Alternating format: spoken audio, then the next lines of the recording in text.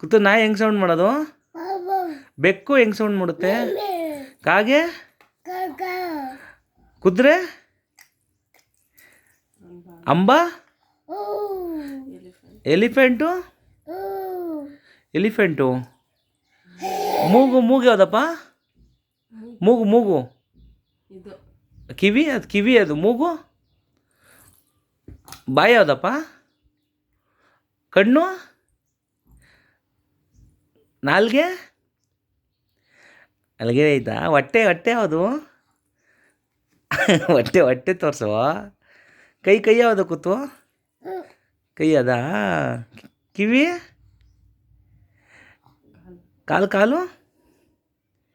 ಯಾವುದು? ಕಾಲದು. ಹಲ್ಲು ತಲೆ ತಲೆನಾ?